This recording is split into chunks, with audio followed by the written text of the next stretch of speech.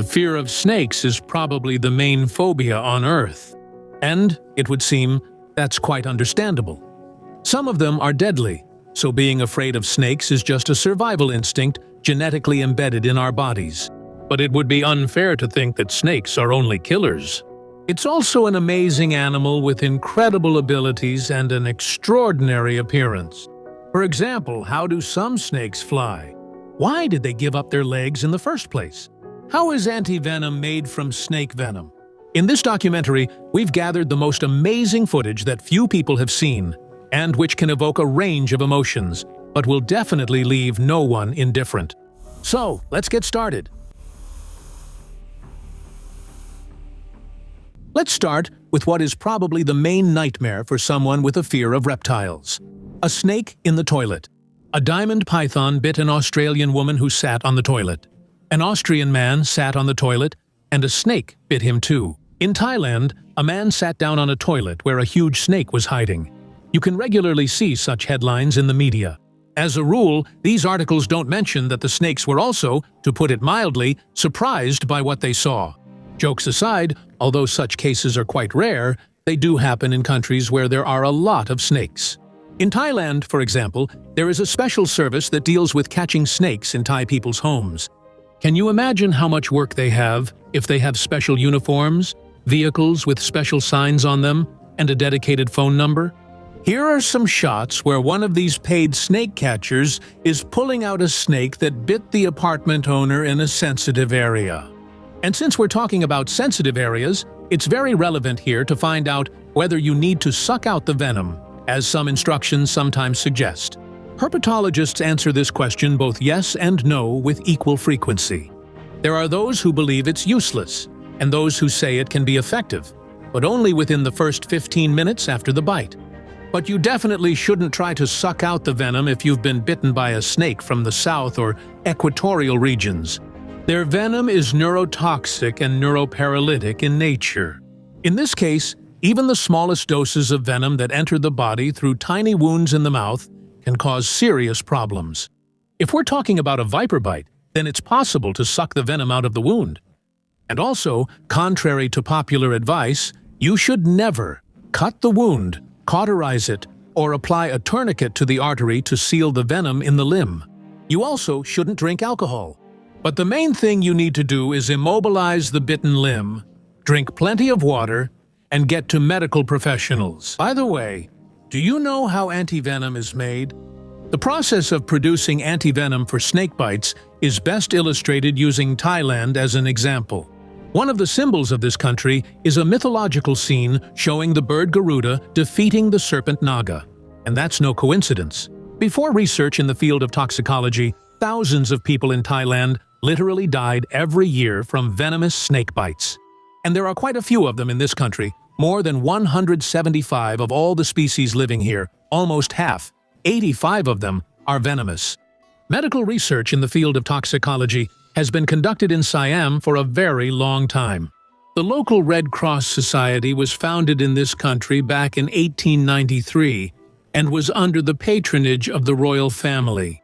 The then ruler of Siam, King Vajiravud, was just as concerned as his subjects about the high mortality rate from snake bites.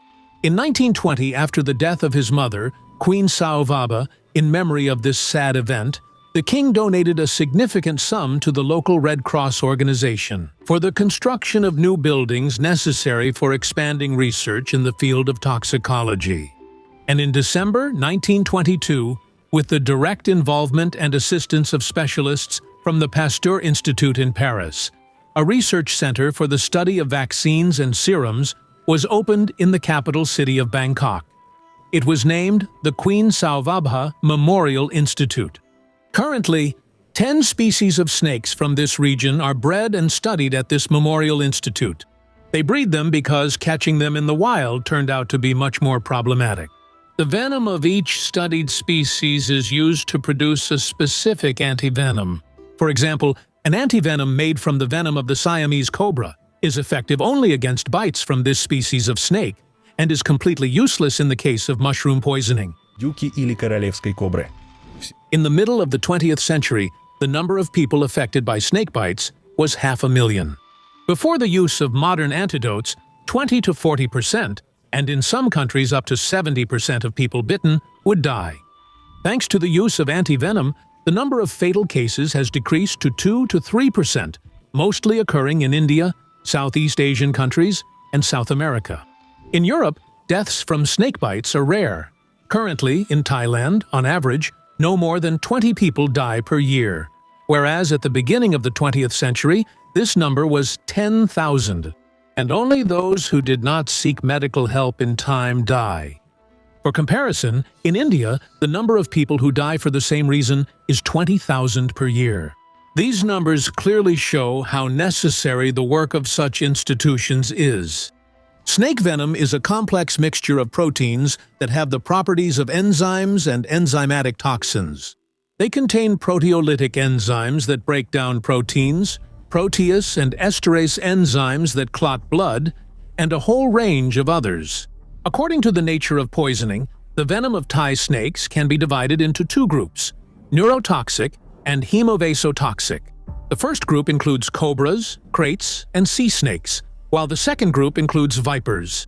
Neurotoxic venoms block neuromuscular transmission, resulting in death from paralysis. Hemovasotoxic venoms cause vascular spasm, followed by increased vascular permeability, and then swelling of tissues and internal organs. Death is caused by hemorrhage and swelling of the liver and kidneys, and in the affected part of the body, internal loss of blood and plasma can reach several liters. After being bitten by certain types of snakes, a person who does not receive timely medical assistance may survive no more than 30 minutes. In Thailand, horses are used to produce antidotes. They serve as a kind of living biological factory for producing antidotes. The process of obtaining antidotes looks like this. Healthy horses are given small injections of snake venom. Over the course of several months, immunity develops in their blood, and only then is the horse's blood taken, which serves as the raw material for making antidotes. The average lifespan of a horse is 25 years, and it is used as a pioneer only from the age of 4 to 10 years. Blood is taken from horses for the production of antidotes no more than once a month, and the amount is 56 liters. Despite such a significant amount of blood being taken, a horse's body is able to quickly restore the number of red blood cells. After that, the blood plasma is transported to Bangkok, where it is highly purified and is tested for safety and effectiveness in accordance with the requirements of the World Health Organization. It should be said that Thai people have great respect for this noble animal. After the horse can no longer be a donor, it is retired to special farms, where it lives out its days fully supported by the state. But now let's move on to the abilities demonstrated by these rope-like reptiles. A snake's body is capable of things other animals can only dream of. If you think snakes can only crawl on the ground, that's a big mistake. If necessary, this animal can easily climb up a vertical surface, even if that vertical surface is damn smooth. Take, for example, the brown tree snake. This snake is considered one of the most problematic invasive species, and at one time, after spreading over large distances, it affected many animals. But right now, we're not talking about venom, but about the way it moves. Here is footage showing brown tree snakes climbing up vertical metal poles. To do this, they form a kind of lasso with their bodies, tightly wrapping around the support and coiling their tails around the middle of their bodies, then slowly climbing upward. Here are a few more shots that show how skillfully the snakes can climb smooth trees. Other snakes can easily climb a fence or a brick wall to catch something tasty for themselves, or to hide from predators and the cold. How do they manage to do that? It's simple. The snake's body is almost entirely by using a combination of muscles and scales on their bellies, snakes gain the ability to crawl upward, gripping even the tiniest irregularities. By the way, this superpower has inspired many inventors. Take a look. This snake robot from American developer Howie Choset imitates the movements of a real reptile. But the main thing is that it's not just a toy, it's a robot that can save people's lives, because its main task is to search for disaster victims under rubble. There are also other robots like this, for example, a swimming snake robot from a Norwegian oil and gas company, which can inspect the condition of an object's surface using a camera and a flashlight, and can also perform various tasks using a manipulator. But let's get back to real snakes, which have not only mastered climbing, but are also able to live underground, and some species can even dig through compacted soil. However, snakes don't dig burrows for themselves like moles do, although they are happy to use other animals' underground homes. Instead of creating their own tunnels, snakes sort of bury themselves in the ground or sand and don't feel any discomfort doing so. And what about snakes' ability to swim? It is believed that absolutely all species are capable of this, although only some have been classified as water or sea snakes. And the footage from the very beginning of our film is proof of that. Snakes swim by moving their bodies in such a way that they form a wave or the letter S, which is the same type of body movement that snakes use when moving across a very smooth surface. You get it, right? Snakes don't even swim, they literally walk, well, crawl on the water. So, snakes have mastered the land and conquered the water. That only leaves the air. Meet the flying snakes. Strictly speaking, they don't exactly fly. Ornate tree snakes can't really fly unless there's a strong wind from below. So it's more accurate to call these snakes gliders. To prepare for takeoff, the snake chooses a runway. Usually, it's a suitable branch from which it can hang off the end and then push off. And then it jumps, but it's not just a simple leap into the air. The snake flattens its body, and then it starts tracing out a sine wave. Moreover, meticulous scientists from the Virginia Polytechnic Institute found out that snakes wiggle not only horizontally, but also vertically. The two waves are phase-shifted by 90 degrees. The horizontal one is a sine wave with a flat top and an amplitude of 80 to 120 degrees, while the vertical one has a narrow peak and an amplitude of 20 to 45 degrees. It is believed that in this way, you can even change the trajectory of movement right in flight. So snakes really do crawl through the air. It's no wonder they're even considered better gliders than flying squirrels. And really, can any other animal do anything like that? That's just the beginning of the snake's advantages, because these animals are incredibly flexible. And flexibility turns out to be a pretty good thing when it comes to a fight for survival. If a small mammal, lizard, or fish ends up in the beak of a predatory bird, there's only one outcome for them, and there's no coming back from it. But snakes don't give up that easily. Thanks to their flexible bodies, they do everything they can to break free. And even if they can't break free at the entrance, snakes can still survive if they fight hard enough for their lives. Like eels, they are capable of breaking through a predator's esophagus. But what can a very small and weak snake do? Well, try to pass all the way through the predator naturally. And here's another fact. Do you know where snakes live? They're everywhere. Snakes are adapted to live all over the world, except for the North and South Poles. And you can understand why. It's pretty chilly there for cold-blooded animals. Some snakes spend their lives in the sea, while others live in the driest deserts. Still others stay close to people. Others crawl where no human has ever set foot. You need to have the perfect form to adapt to any conditions the Earth can offer. But how did it all begin? Snakes wouldn't have lost their legs for no reason, right? Scientists generally agree that 1 million elite survived. It's just not clear at what exact moment they decided to give up their limbs, whether it happened in the water or on land. One of the arguments is right in front of you now: skinks. This is a rather ancient group of lizards that lost their limbs many millions of years ago. But then, something happened. Perhaps the climate changed, and the skinks began to regrow their legs, which helped them hunt. Those individuals that reversed evolution became larger, faster, and bolder in catching prey. In short, it's all upside.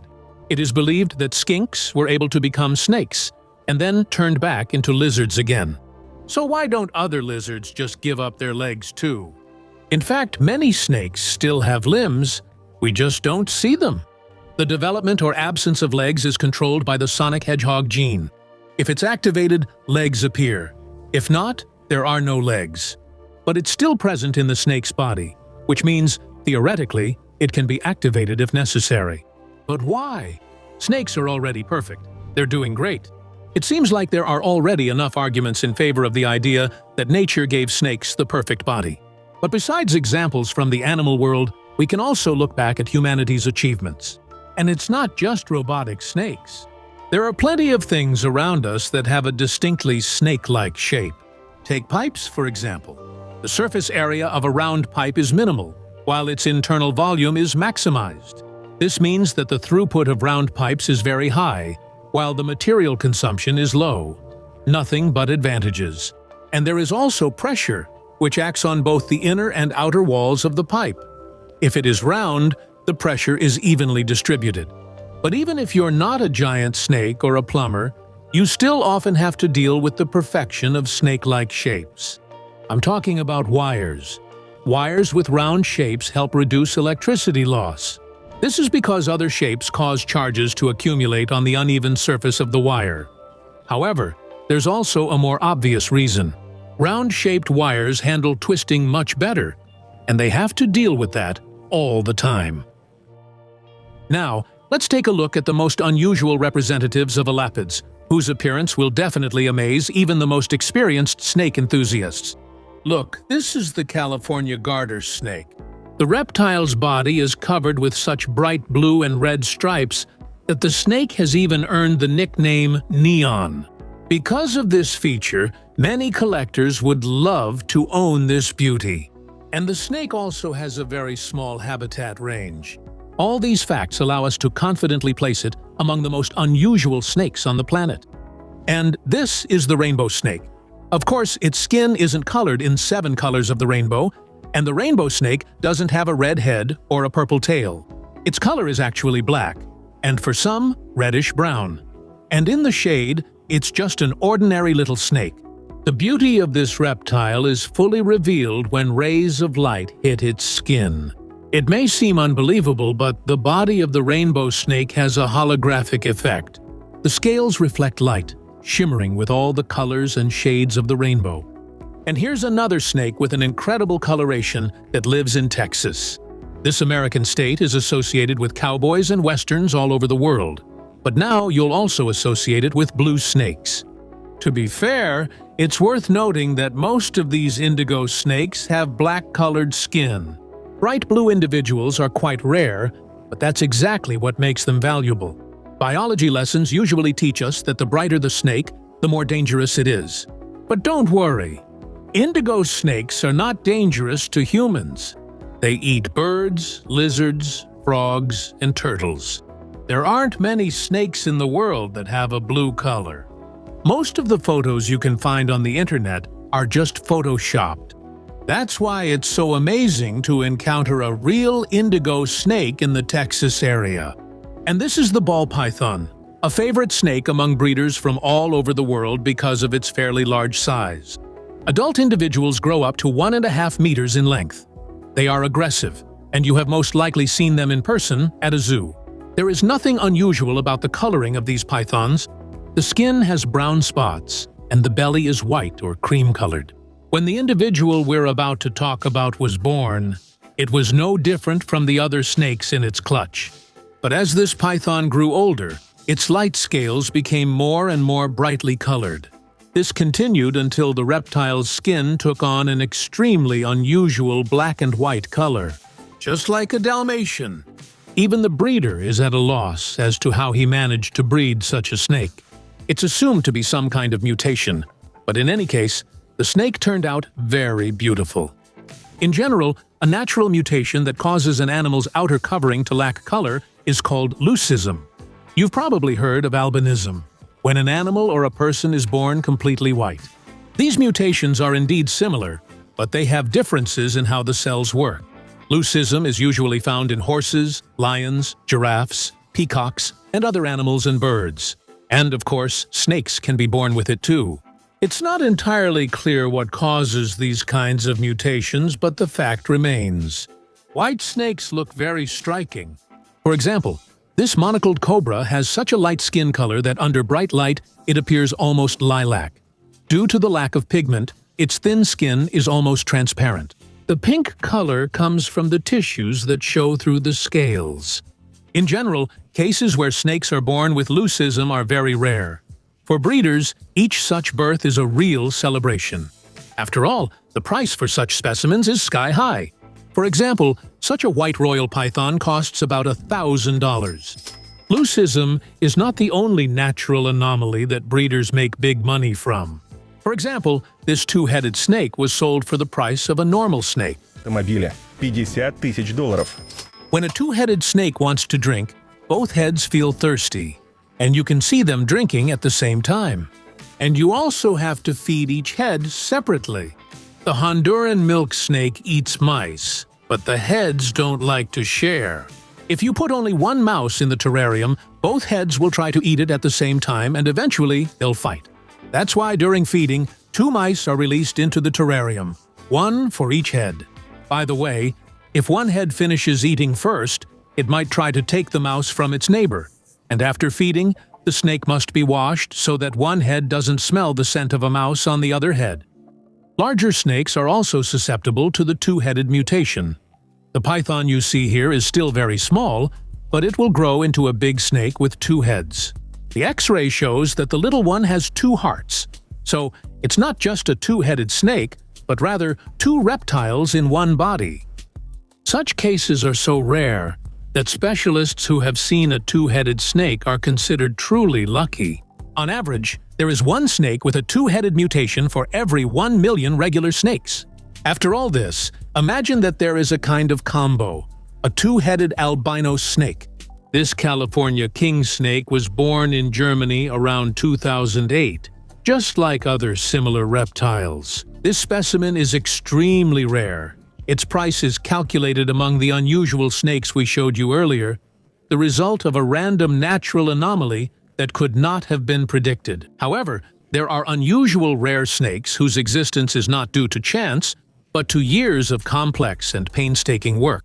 Justin Kobilko, a breeder living in the U.S. state of Georgia, breeds snakes for sale. And he has more than succeeded in his field. Look, the absolutely white body of the snake is covered with yellow spots, but they're unusual and shapeless, resembling a smiling emoji.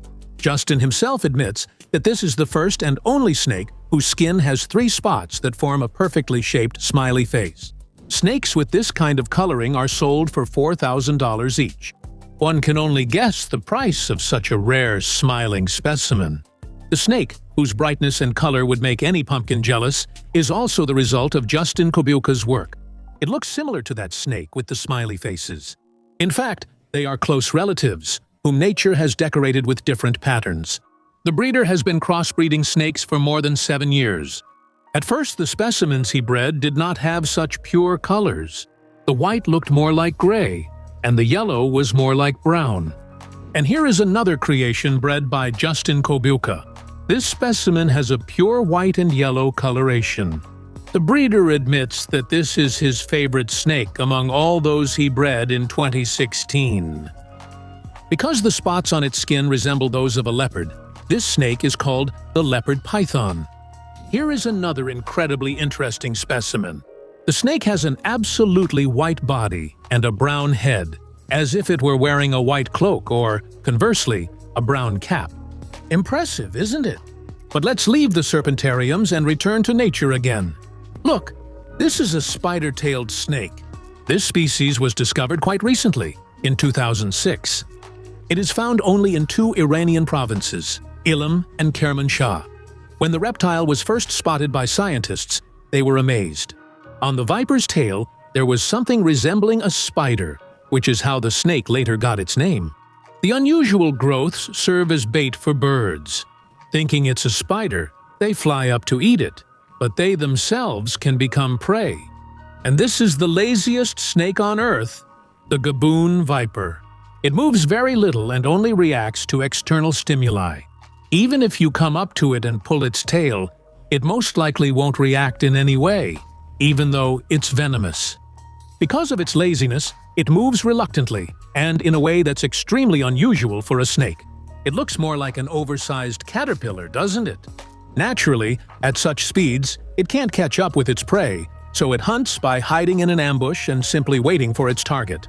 This snake is also the largest of the venomous snakes, and can grow up to 2 meters in length. So it's actually a good thing that nature made it lazy and slow.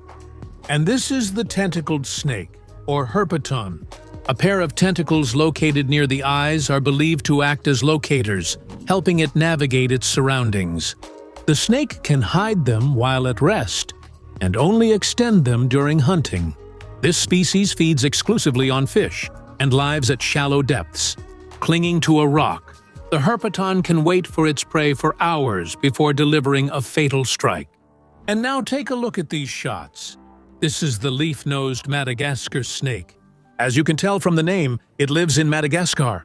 Thanks to its coloring and shape, the leaf-nosed snake is impossible to tell apart from a branch without a close look, which makes it much easier for it to hunt small rodents and birds. The snake's venom is harmless to humans. The worst inconvenience is a slight itch at the bite site for a few hours. But you would really have to try hard to get bitten, because Madagascan snakes are extremely passive and prefer to stay hidden rather than be active. Another extremely unusual-looking snake is the spiny bush viper, also known as the African dragon. This member of the viper family got its name because of its unusual scale structure, which sticks out like spikes. The snake is venomous and quite large, reaching up to 70 centimeters in length. But looking down at your feet is useless if you want to spot it. It lives and hunts in trees, mainly preying on tree frogs, and also feeds on lizards and small mammals. And here is the Shar-pei of the reptile world. The Javan wart snake, also known as the elephant trunk snake. It lives in the rivers of Australia, off the coast of Indochina, and on the Azores Islands. It got its clever name because of its wrinkled and loose skin, which helps it hunt by allowing it to hold on to slippery fish.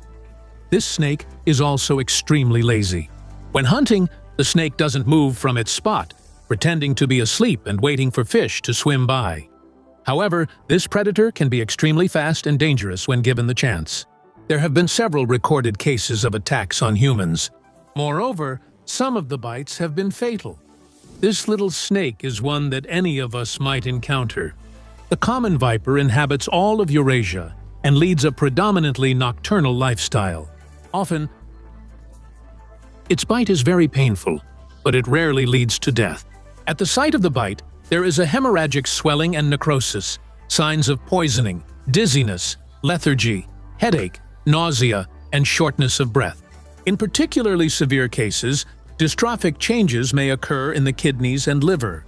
The green mamba is a very alert, irritable, and extremely fast snake that mainly inhabits coastal humid tropical forests, thickets, and wooded regions of West Africa.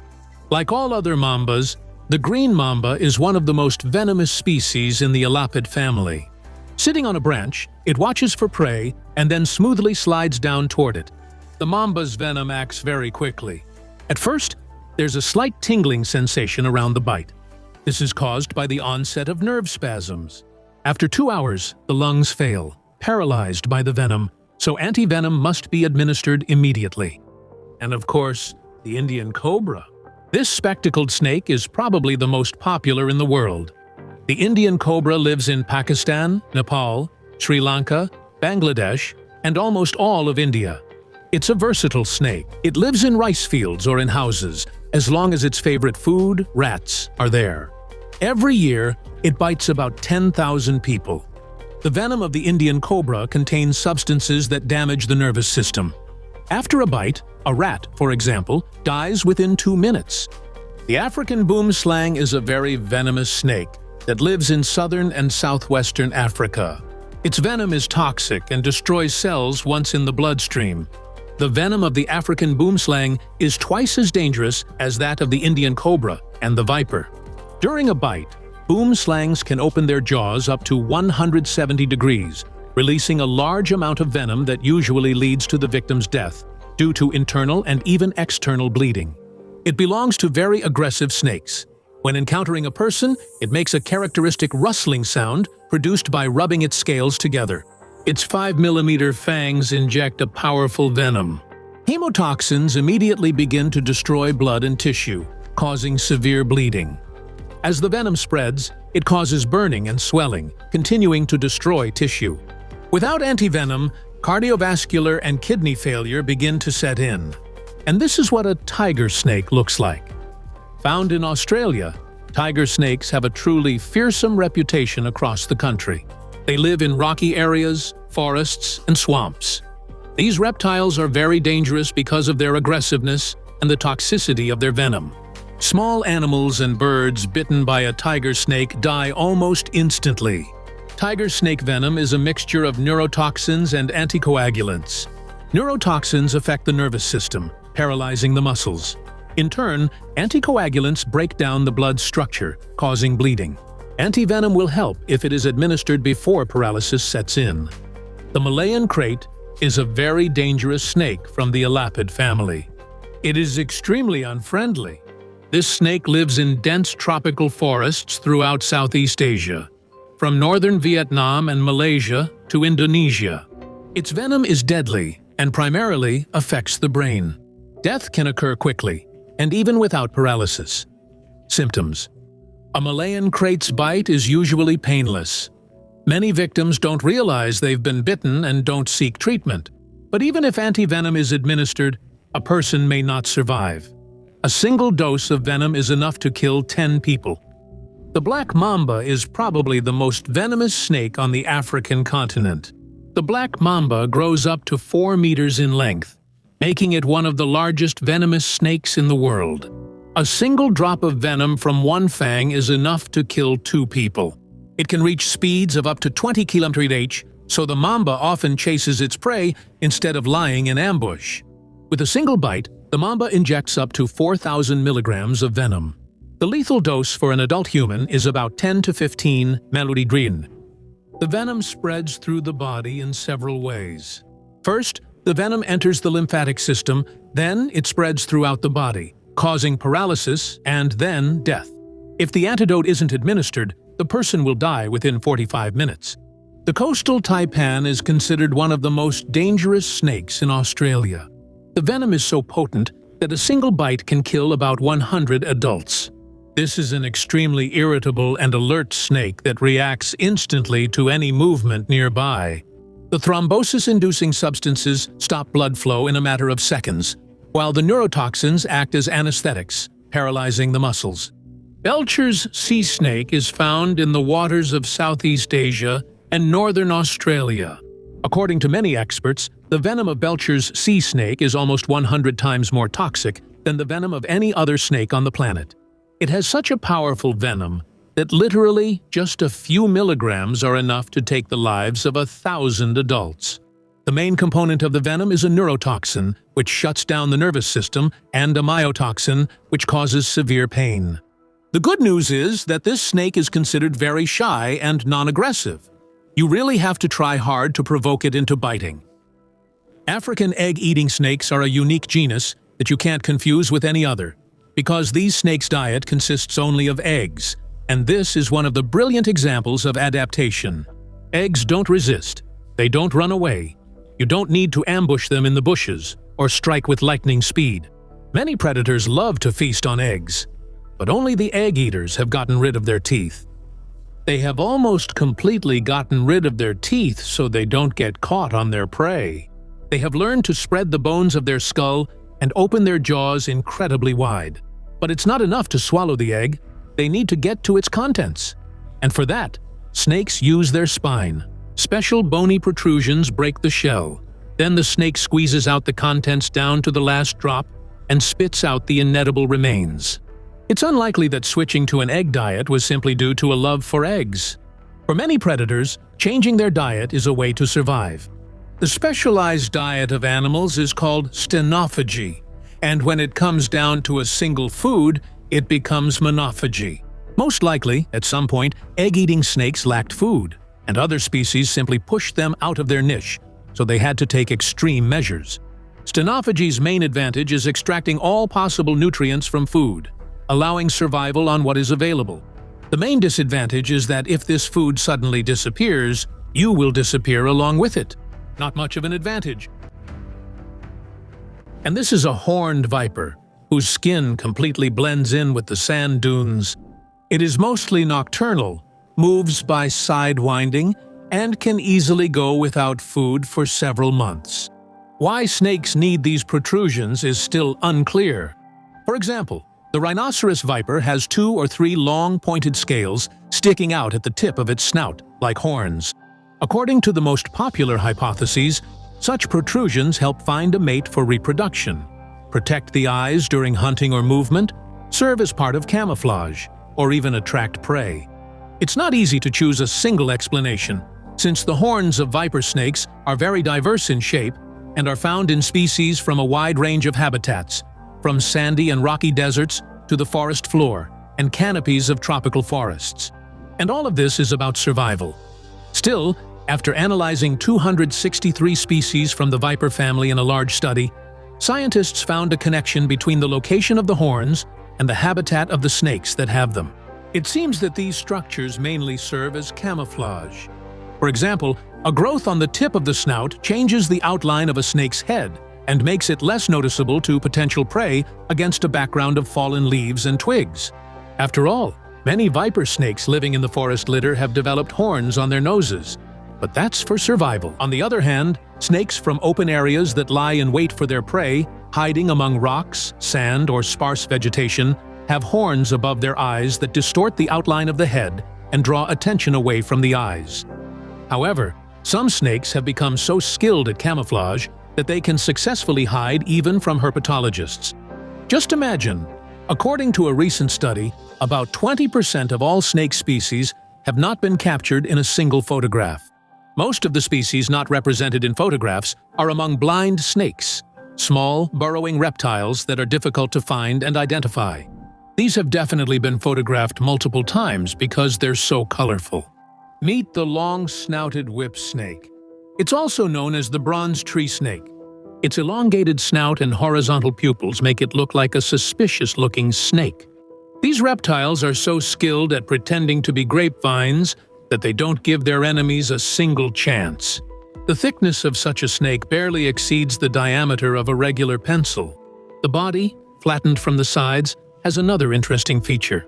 The rear third of the snake is more rounded and dense.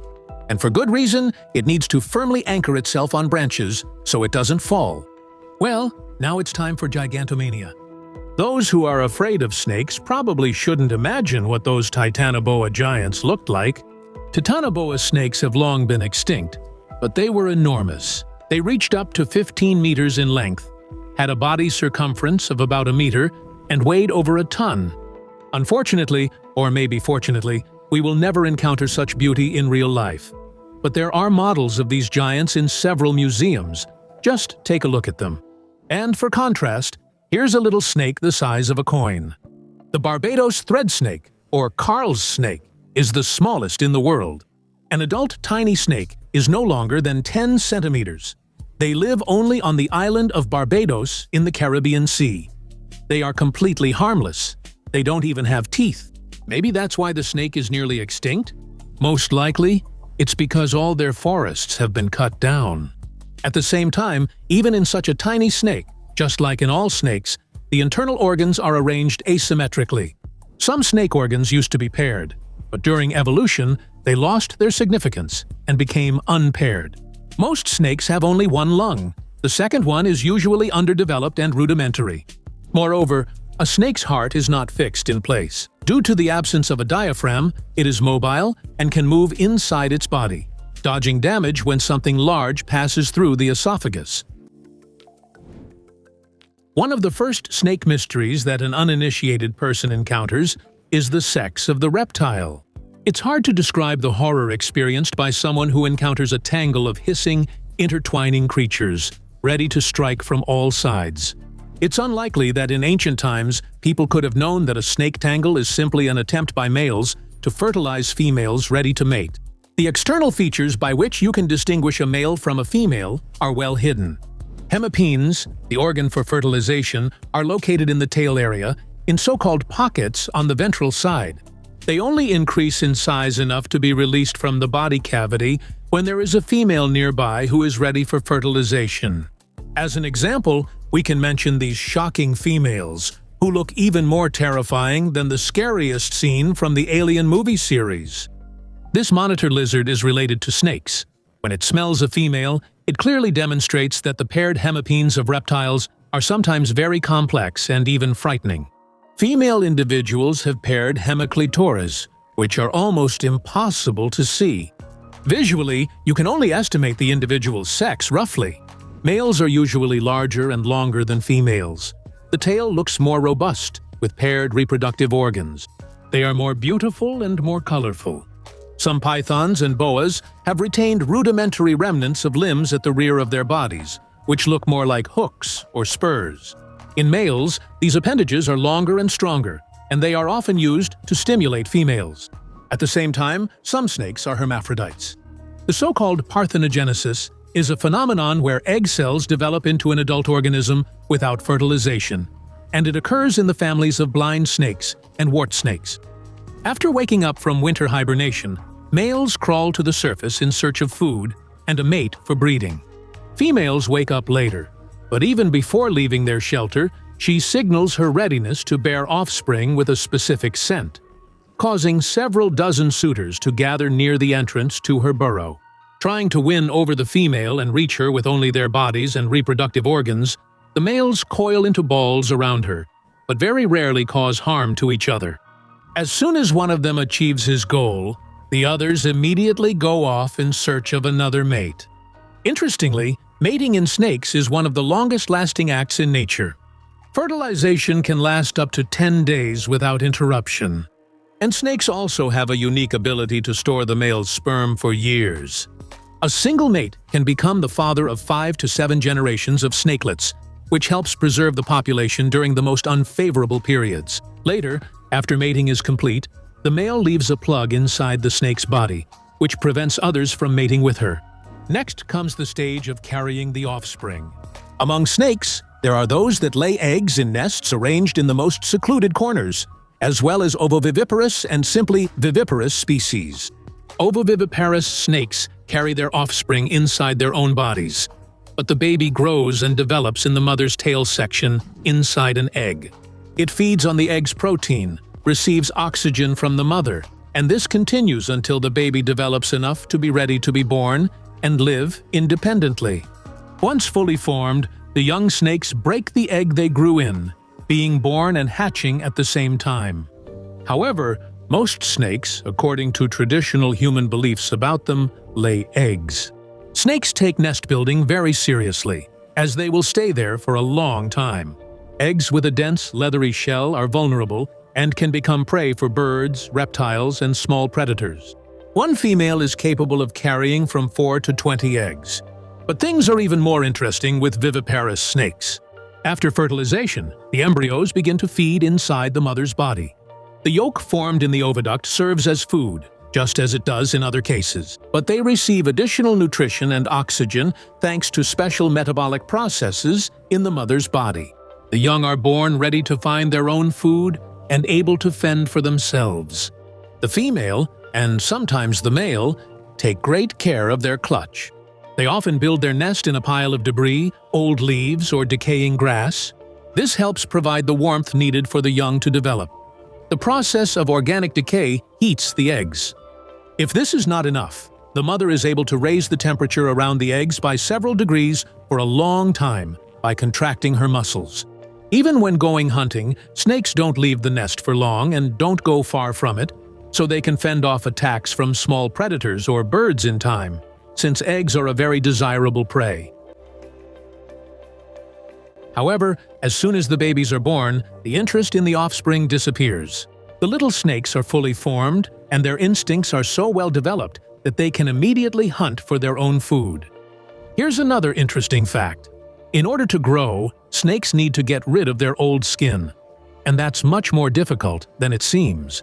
If you Google it, the internet will gladly tell you that all snakes have cloudy eyes during the shedding period. But few people know what the real reason is. Around the eyes, just like everywhere else, snakes have skin that dies and drops down, creating the effect of cloudy eyes. Usually, these patches of skin serve to protect the eyes from dirt and drying out, and sometimes they just get stuck during shedding. In fact, it loses its vision, and because of this, it can become more aggressive.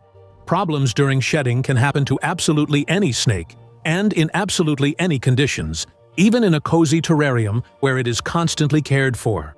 Of course, there's a better chance of getting help here. Snake owners are advised to increase the humidity.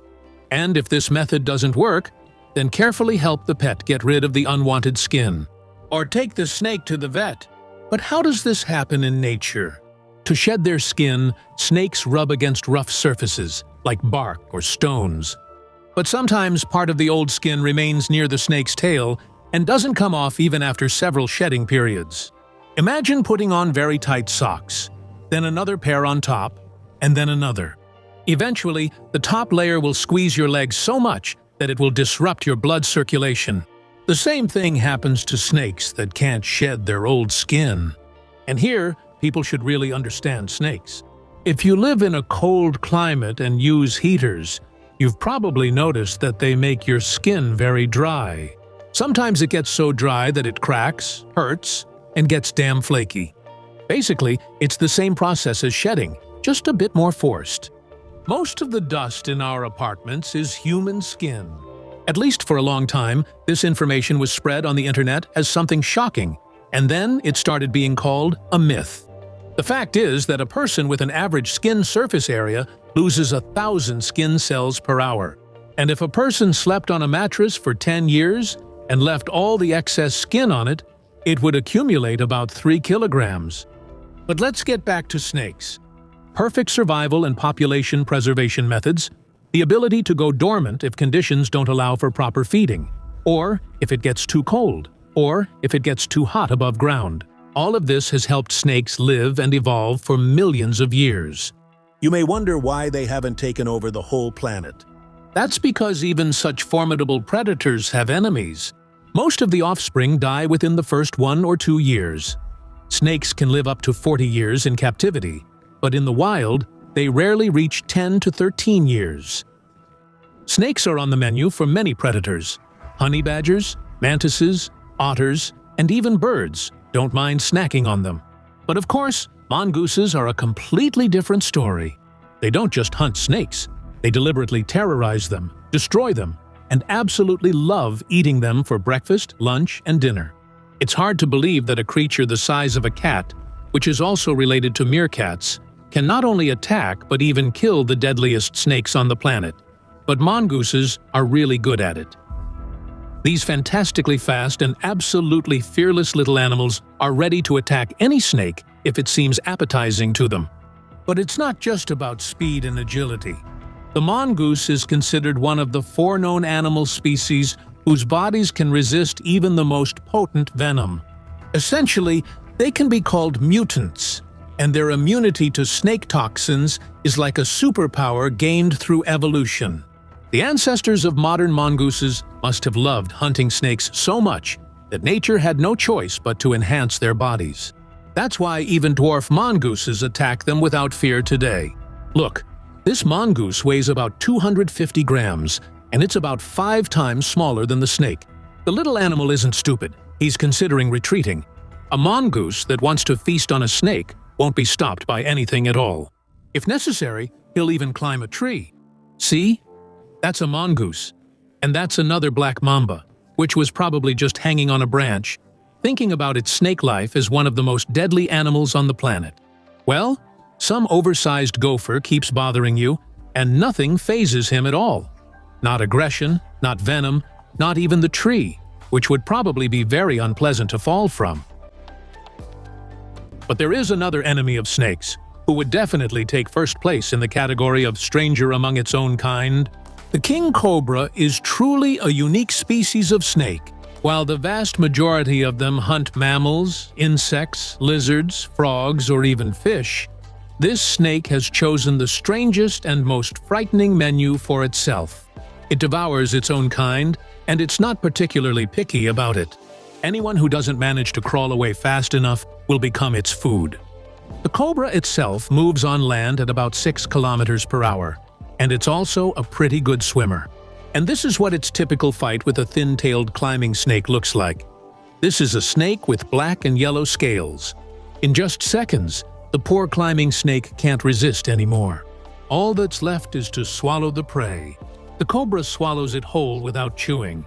Thanks to its flexible jaws, It can eat a creature many times larger than its own head. Here's another dish on the cobra's menu: a rat snake. See, the prey keeps writhing even though the cobra has already started swallowing it. This is literally being eaten alive. It's simply impossible to escape from a king cobra. If it goes hunting, it will definitely find its prey, no matter where it's hiding, even underground. Here, the cobra enters a burrow to eat a spectacled cobra for lunch. And by the way, the spectacled cobra is also a damn venomous creature. Some researchers claim that 1 gram of its dried venom can kill 140 medium-sized dogs. What does the king cobra think about that? Nothing special. Even elephants are afraid of these snakes, and you shouldn't think that they're scared of everything in the world, even harmless mice. Elephants just don't like mice because they're small and scurry around. It's a completely different story with king cobras. The thing is, a single venomous bite is enough to kill an adult elephant, and apparently, elephants have read about this somewhere. But why are king cobras so dangerous? Nature couldn't have just randomly decided one day to create a species that terrifies all the others, right? To figure this out, we first need to clarify a few things. There are several species of animals on our planet that are immune to poisons. Among them are mongooses, some hedgehogs, skunks, opossums, and of course, honey badgers. Since all of them hunt snakes, they have simply managed to adapt to deadly bites through evolution. Some, like hedgehogs, have a weaker immunity. At the same time, the honey badger is a real monster of the animal world, seemingly able to kill and eat any snake it wants. Evolution has given king cobras a few advantages too. It turns out that to become the most dangerous snake on the planet, it's enough to just produce more neurotoxin. King cobras have so much of it that a single bite is enough to kill 20 people in just a few minutes. King cobra venom affects the main respiratory centers of the brain, causing respiratory arrest and heart failure. But that's not all. Being the largest venomous snake in the world, it is completely immune to the venom of other snakes, which it prefers to eat. Can you imagine? A huge venomous snake with immunity to venom. That's why king cobras are real killing machines. And what happens if 2 king cobras start fighting each other? Sometimes the female kills the male if mating doesn't go as planned. Sometimes the male kills the female, but sometimes something even more interesting happens. Real nightly duels according to all the rules of snake etiquette. At a certain age, male king cobras start traveling in search of a mate. And sometimes, instead of a female, they encounter other males. And if such a meeting happens, it turns into a duel, during which no one bites anyone. When the males gather, they rise and fly around. And the male starts to break the floor. This kind of behavior is often mistaken for courtship, although in reality, it's a classic wrestling competition. It's just that the rules aren't very clear. But on the other hand, who would explain them anyway? Cobras aren't very talkative in general. However, you can get some information even without talking to snakes. The king cobra has at least one rival in the world of snakes that can match it in strength. And that's the python. Yes, their encounters can very well end up like this. Try to figure out who won. Speed appears to determine everything. If the king cobra manages to bite its opponent in the head area, it is guaranteed to die. But the python can also grab the king cobra right away, simply squeezing it in its final embrace. There's nothing surprising here. According to research, on average, a python applies a pressure of about 300 millimeters of mercury to its prey. If you think about it, that's not much. But a python doesn't need to squeeze its prey until it suffocates. It's enough to simply cause irreparable damage to its internal organs, and that happens very quickly. And yet, the population of king cobras is rapidly declining, and it's not because of pythons. Deforestation is to blame for everything. King cobras prefer to live where there are lots of trees, and when there are fewer of them, the snakes start looking for a new home.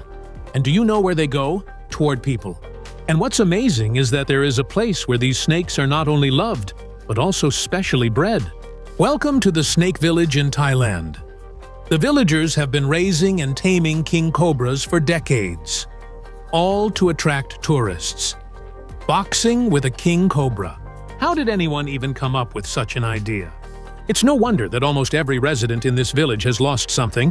In the best case, it's just fingers. It's a shame, of course. But apparently for them, it's not such a big price to pay, just to literally smack one of the most dangerous snakes in the world in the face. Snake catching is an ancient and fairly interesting profession. A person who decides to devote their life to such an occupation must have a professional understanding of poisons and antidotes, as well as the habits of snakes and their characteristics related to their habitats. Moreover, most specialists inject themselves with snake venom, gradually increasing the dose to develop immunity. According to some herpetologists, this is an extremely painful yet necessary procedure. A specialist from the Siberian Serpentarium, Alexander Pisarev, admitted in an interview that the pain from viper venom is so intense, it feels as if your arm has been boiled in boiling water for several hours. Another herpetologist, the American Bill Haast, is known for being listed in the Guinness Book of Records as the person who survived 172 venomous snake bites. One of the incidents led to Haast losing several fingers, and a bite from an Indian cobra nearly proved fatal for the scientist. Interestingly, Haast himself was strongly opposed to being included in the Book of Records, as he believed that the number of bites were professional failures that should not be a source of pride. Modern snake catchers, of course, do not put themselves in danger just to entertain the public by playing a flute for a spectacled cobra. They study snakes and catch them for sale or on order from serpentariums. The main purpose of such dangerous work is to obtain venom, which is actively used in medicine. 1 gram of snake venom costs several times more, and snakeskin products are still valued around the world, but international law severely restricts this type of trade due to the threat of poaching. Therefore, the snake catcher must catch the snake alive. During the hunt, the snake catcher must catch the reptile, pin its head to the ground with a stick or hook, then carefully press on the snake's head just below the mouth and drain the venom from its fangs into a special flask. After that, the snake is either released or sent to a serpentarium, where its venom is extracted every 2 weeks. In modern medicine, cobra, gyordza, and viper venoms are mainly used for the production of medicines. In particular, some snake venoms have the property of relaxing muscles and are used to make pain-relieving ointments. It is noteworthy that the venom of rare snake species is in great demand in the criminal world, as it leaves almost no traces. Either way, being a herpetologist remains deadly. For example, American herpetologist Joseph Slavinsky went on an expedition to Myanmar in 2001 with a team of colleagues. There, he was bitten by a young many-banded krait from southern China, which the tired herpetologist mistakenly thought was a non-venomous snake. The expedition tried to contact the U.S. Embassy to arrange a helicopter evacuation for Slavinsky, but on that dark day, communication with the diplomats was difficult. When the helicopter was ready, the weather in the camp area worsened, making landing impossible. Slavinsky died 29 hours after the bite from nervous system paralysis. In 2021, it was discovered that the snake that bit Slavinsky belonged to a previously unknown species of kraits. Well, the most famous victim of snake venom among herpetologists is Carl Patterson Schmidt. He was one of the most outstanding herpetologists of the 20th century. He discovered several new species and named more than 200 animal species. More than 20 species and subspecies of various reptiles are named after Schmidt. In 1957, the Lincoln Park Zoo in Chicago sent a snake to the museum for identification.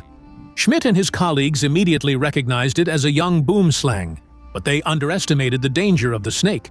Like many herpetologists of that time, Schmidt believed that the bite of a boomslang from the colubrid family did not pose a deadly threat to humans.